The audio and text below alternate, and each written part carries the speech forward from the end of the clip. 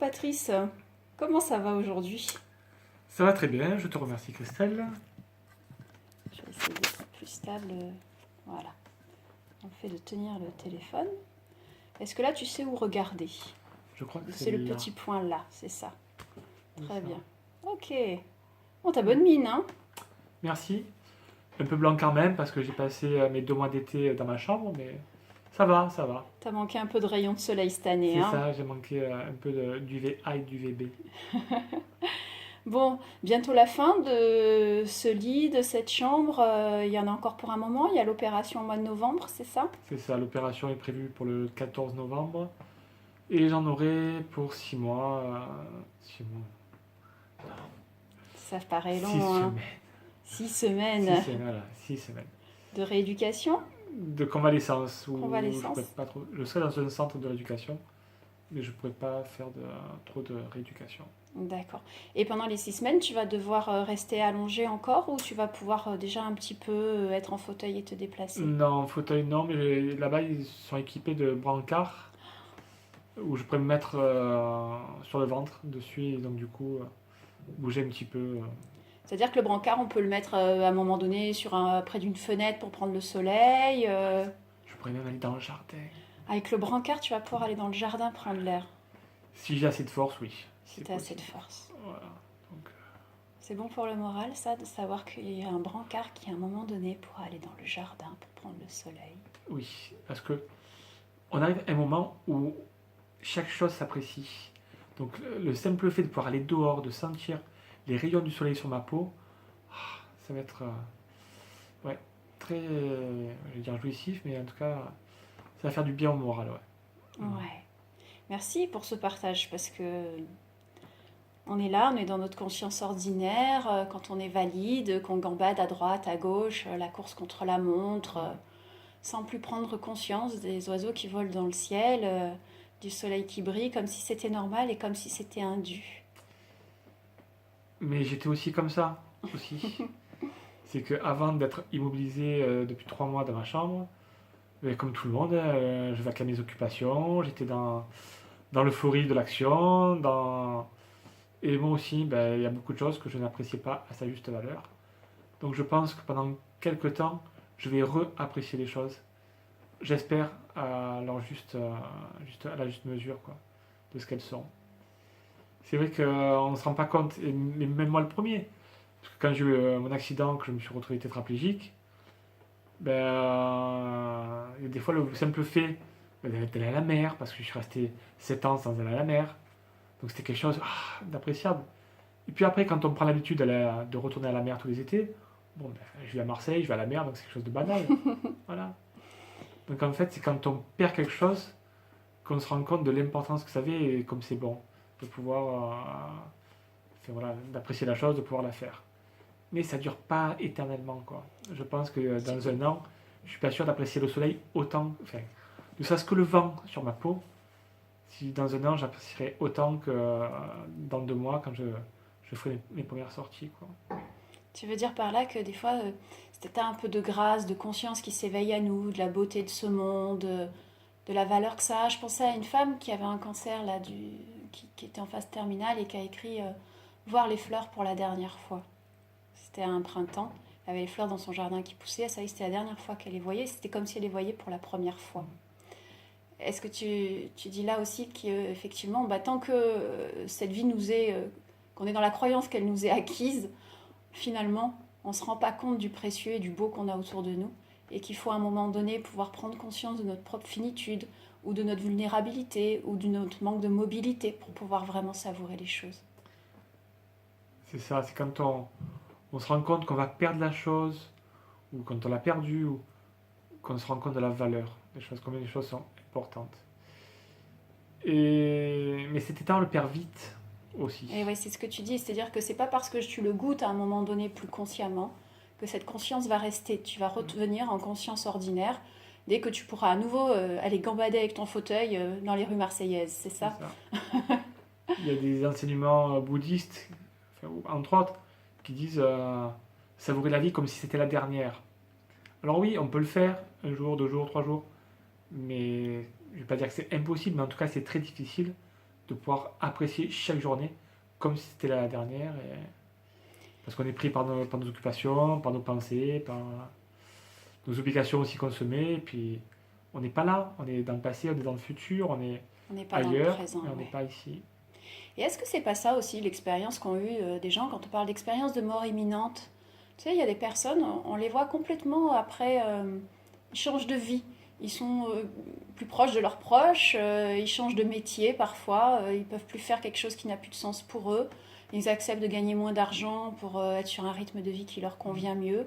Euh, Est-ce que tu penses que pour eux, finalement, cet état de conscience reste plus longtemps? Ou est-ce qu'aussi pour eux, finalement, c'est éphémère, tout ça, ça va durer qu'un petit Euh, moment? Je pense que ça reste plus longtemps parce qu'ils se rendent compte, ils savent que tout peut s'arrêter. Ils ont touché du doigt que tout pouvait s'arrêter du jour au lendemain, d'un moment à l'autre. Donc ils peuvent garder ça. Quand j'ai eu mon accident, donc il y a plus de 20 ans de ça, ben, j'ai aussi frôlé la mort. Bon, je ne sais pas si j'ai eu une, une expérience de mort imminente, mais je me suis senti mourir. Je pensais que vraiment que je n'allais pas passer la nuit. Et quand on pense que notre heure est proche, on pense à la vie qui s'est écoulée, tout ce qu'on a fait, et à tous les regrets que nous avons. Et tous les regrets, enfin, en tout cas moi, que j'ai eu, c'était chaque fois que je n'ai pas été assez dans l'amour avec mes proches, avec les gens que j'ai rencontrés. Et quand je suis sorti donc de cet état où mon état était un peu plus, mon état de santé était un peu plus stabilisé, et où donc mon diagnostic vital n'était plus engagé, où donc j'étais assuré de vivre, on va dire. Mais je me suis promis, en tout cas je me suis dit, que le jour où je me retrouvais dans une même situation, où je sentirais mon heure proche, d'avoir le moins de regrets possible. Et donc j'essaie aujourd'hui au quotidien d'être le plus dans l'amour possible. Alors, avec mes proches, bien sûr, mais ça c'est plus facile parce que je me renvoie de l'amour. Mais ne serait-ce que les gens que je rencontre dans la rue, avoir un sourire pour les personnes, avoir...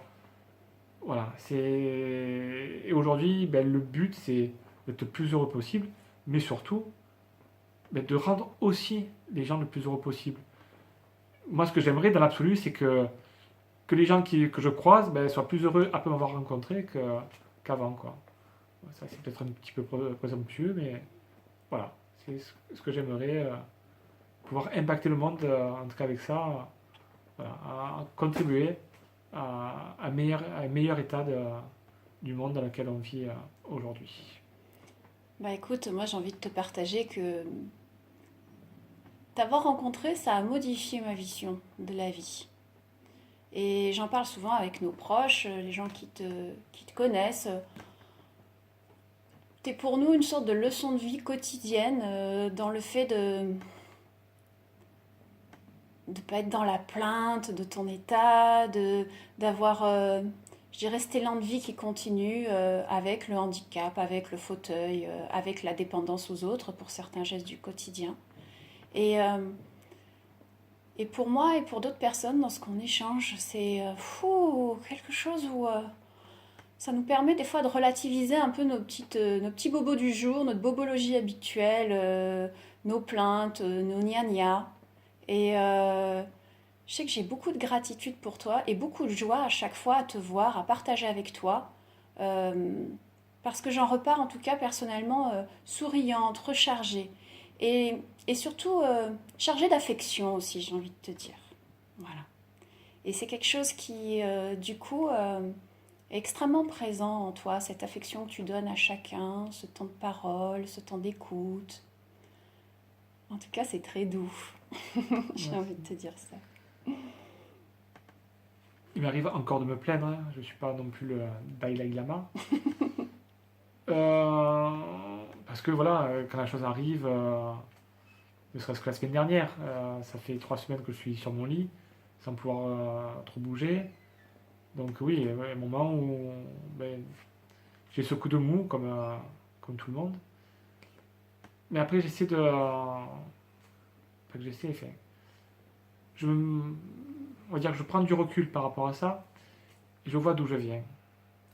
Et je vois que ben, il y avait une temps derrière, je pouvais même pas respirer. Je vivais grâce à une trachéotomie.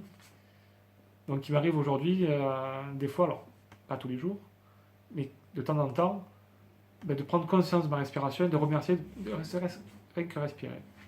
Et quand on est dans la gratitude, ne serait-ce que de pouvoir respirer, on est dans la gratitude de pouvoir voir le soleil, dans la gratitude de pouvoir voir la pluie tomber. Et donc du coup, la vie est beaucoup plus légère. Et même ce qui nous arrive, parce que quand j'ai eu mon accident, pour moi, c'était la pire chose qui pouvait m'arriver dans la vie. De perdre l'usage de mes jambes et de mes bras, pour moi, c'était... Avant cela, c'était inconcevable. Et quand on me posait la question si j'avais un accident de moto et que je me retrouvais paralysé, je disais, moi, je préférais mourir. Et je pense que 99% des gens auraient la même réponse. Donc quand ça m'est arrivé, je me suis dit, pourquoi je ne suis pas mort et qu'est-ce que je vais faire de ma vie aujourd'hui? Et en fait, cet accident, qui pour moi était la pire chose, d'un autre côté, c'était une chance parce que ça m'a permis de m'intéresser à beaucoup d'autres choses dont je ne me serais pas intéressé et d'apprécier la vie chaque jour. Voilà, enfin, pas comme si c'était la dernière, mais en tout cas, d'apprécier chaque journée. Parce que chaque journée, pour moi, est un cadeau. Parce que je sais que il y a 20 ans de ça, tout aurait pu s'arrêter, quoi. Donc, chaque jour est un cadeau que la vie m'offre. Donc, j'essaie d'apprécier comme un cadeau chaque journée. Tu vois, Ouais, et c'est vraiment ce qui émane de toi. C'est-à-dire que du coup, le fait que tu essaies toi d'apprécier chaque jour comme un cadeau, c'est ça exactement. Tu vois, j'avais pas mis de mots. C'est-à-dire c'est cette capacité à être dans le présent qui est chez toi. Tandis que nous, on arrive avec la tête dans le guidon, en train de courir entre la sortie de l'école des enfants, le prochain rendez-vous chez le médecin, les embouteillages et les trajets, où on n'est plus du tout connecté, je dirais, à cet instant présent. Dès qu'on est là avec toi, il y a quelque chose qui ramène à l'ici et maintenant. Il y a quelque chose de simple, il y a quelque chose, c'est ça quand je disais une certaine... il y a de la douceur aussi. Il y a quelque chose qui permet de se poser, de se soulager rien que par ta présence. Alors, je n'ai pas non plus envie de dire que c'est ton handicap qui t'immobilise et qui permet ça. Je ne pense pas. Je n'ai pas toujours éprouvé ça auprès de personnes handicapées. Je pense que c'est vraiment quelque chose que tu cultives, quelque chose qui a l'air d'avoir du sens pour toi et qui est précieux et que tu essaies d'incarner. Est-ce que c'est ça? Par rapport à mon handicap, j'ai eu du temps. Et comme je suis curieux, comme j'ai dit tout à l'heure, j'ai pu m'intéresser à des choses dont je ne me serais pas intéressé, ou peut-être beaucoup moins, et notamment à la spiritualité. Étant donné que je ne peux plus m'intéresser aux choses extérieures, je me suis intéressé à ce qu'il y avait à l'intérieur. Tu as fait retour à l'intérieur. Voilà. Et c'est la chose la plus importante. Et quand on est bien à l'intérieur, du coup on est bien aussi à l'extérieur. Et ça, d'avoir pu apaiser aussi. Alors, je suis passé par les différentes phases de deuil quand j'ai eu l'accident. Je suis passé par la tristesse, la colère, la résignation, le marchandage, etc. Et je suis arrivé à l'acceptation et aussi à la résilience. Donc, bâtir quelque chose avec ça. Et ça m'a donné une force énorme de puiser dans des ressources dont je ne pensais pas.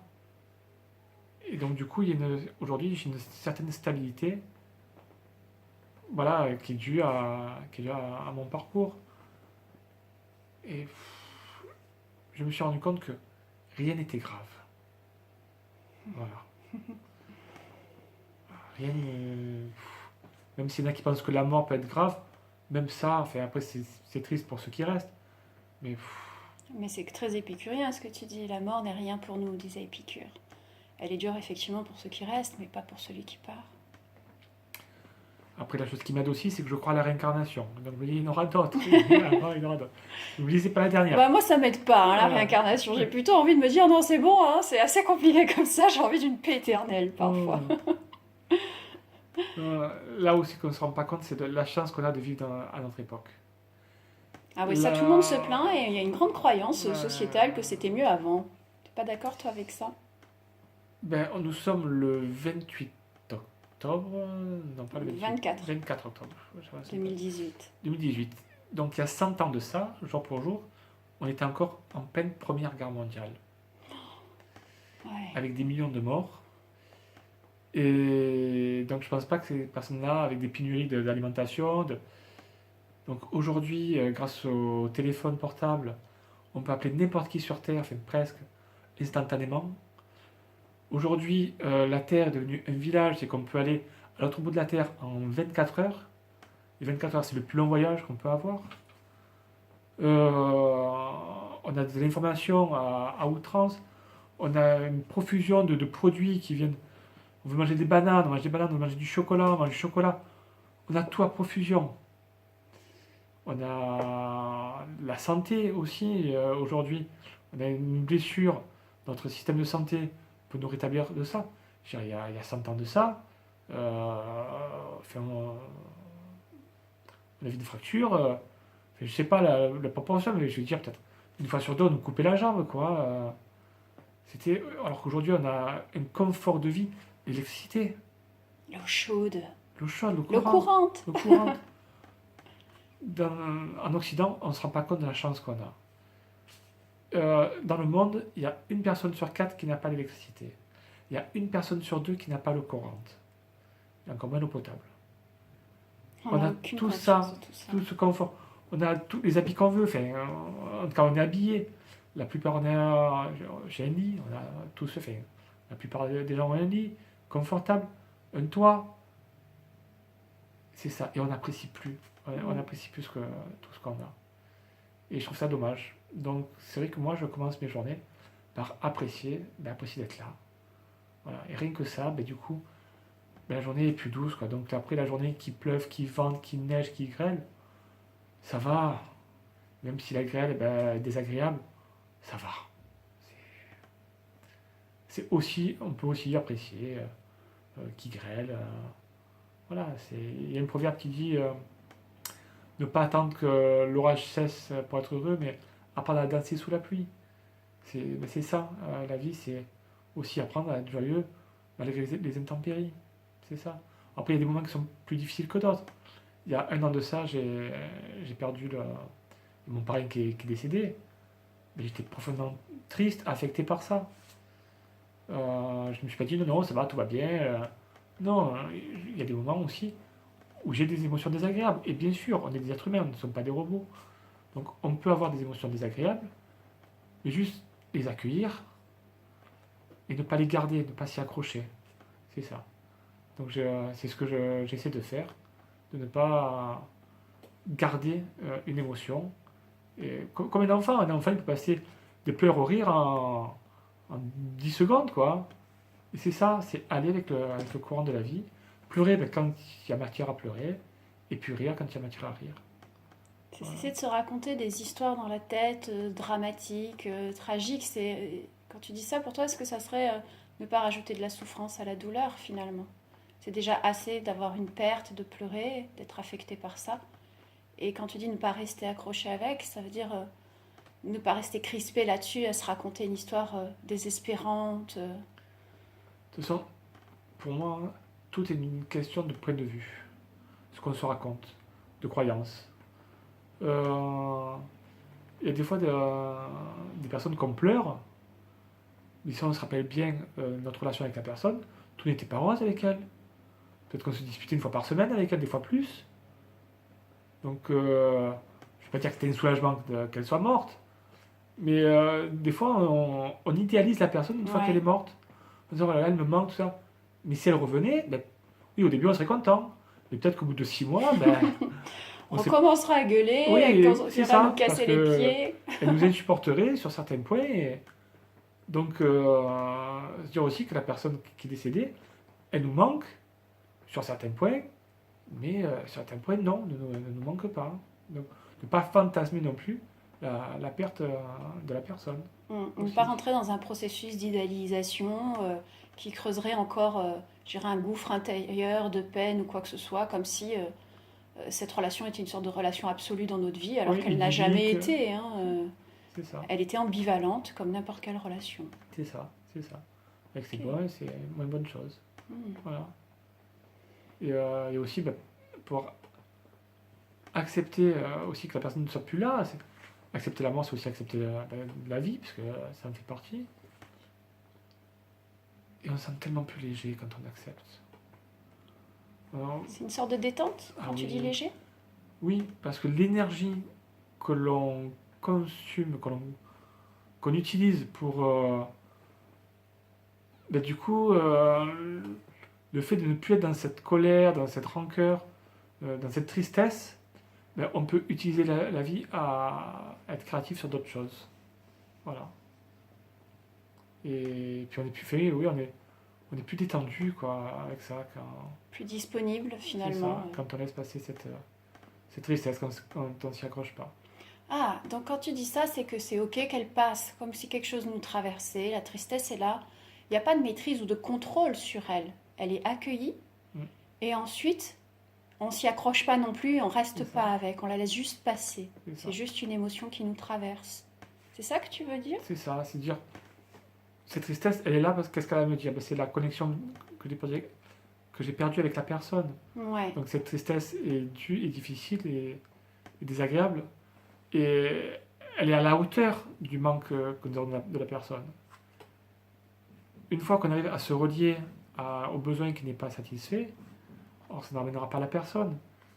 Mais on comprend mieux déjà pourquoi on a cette émotion en nous. Et puis après, c'est ce qu'on se raconte, quoi. Si tous les jours on se dit cette personne me manque, cette personne me manque, cette personne me manque, alors que je suis pas sûr que la personne nous manque à chaque seconde de notre journée. Mais si on se rend compte sans cesse, elle me manque, elle me manque, elle me manque, oui, on peut être que dans cette émotion désagréable, de tristesse, de peine.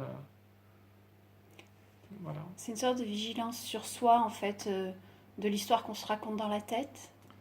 Ce que tu proposes là, c'est comment tu le vois, toi? Mais c'est s'observer, observer nos émotions, observer nos pensées, surtout nos pensées, ce qu'on se dit, ce qu'on se raconte. Voilà, pour moi, tout est une question de point de vue.